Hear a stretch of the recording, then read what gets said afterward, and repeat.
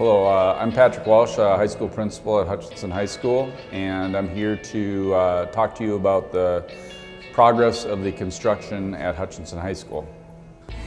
Today is Friday, February 10th. We are in the opening stages of the construction process. The building's going up quite rapidly. Currently, we are completing the west side of the three-story academic wing. It's mostly heavy steel and concrete construction.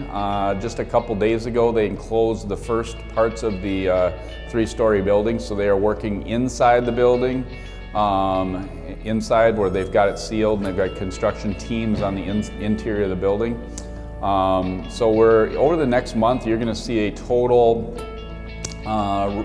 basically a total change in what we have on the west side of our building, and eventually about a month from now, you'll see all of that enclosed. This wall here that you see is the north side of the classroom area, and what we're looking at right now as we go through is a wide corridor, and it's going to narrow, even as you can see through the plastic here, it's going to narrow to a classroom, set of science classrooms on the other side. So part of this is the first version of wide open space that we haven't had in the building before. And then also there's an elevator that's going up here, so that's going to reclaim some of that space. But it's going to be these wide open spaces that you're going to see develop along the way. And they're pretty well placed throughout all the academic areas.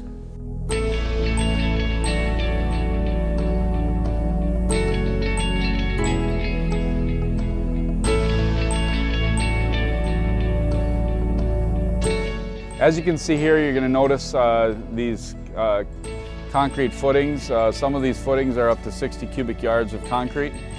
So these footings really derive all the work that follows afterwards. They lay these cement panels up to 65,000 pounds in place. You notice the floor kind of developing underneath each of those. That's what they're welding these steel columns into. On each of these footings, you're going to see another steel beam that's going to go up. They run a steel cross beam across and then ultimately lay a floor on top of those and over what we saw over there, and we can maybe get a better vantage point of that. So we lay a second floor, third floor, and roof on top of these, and voila, you have a building. The panels come with the windows in place, so once we get to the next phase of construction, we're going to be filling in windows, and pretty soon you're going to see a complete three-story academic building. It's pretty simple, but the layout of the new building is already here in the footings. So this is how the completion phase is occurring. This big crane over here, which the kids love the crane, they can watch the crane forever. This crane has done all of the major work on even these heavy pieces. Like I said, 65,000 pounds. The flooring, you're gonna see that 10-inch floor that's being put in on top, and also in the ceiling. And once that's laid in, you have a part of a building.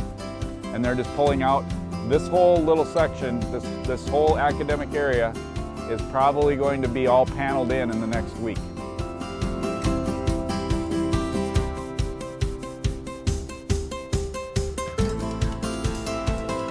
One of the things that we probably didn't recognize going in is how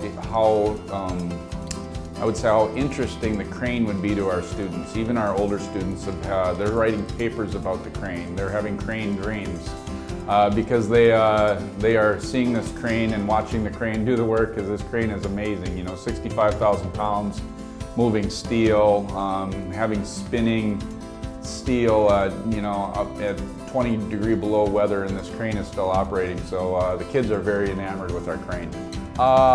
This is the corner of the new building.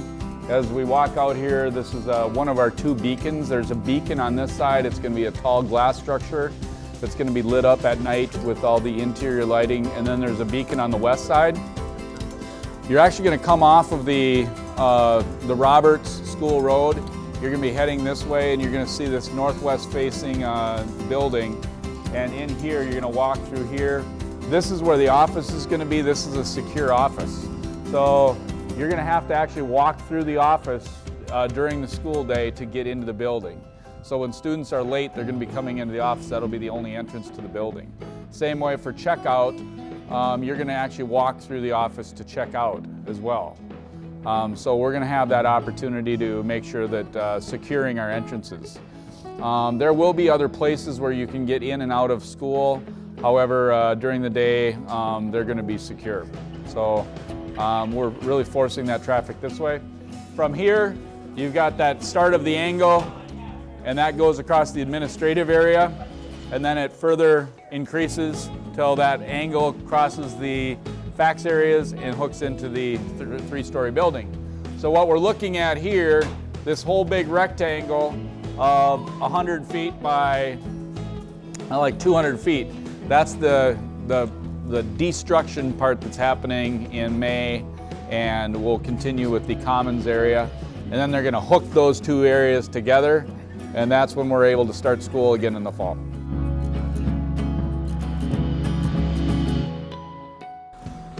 What you're looking at right now is the west side of the building.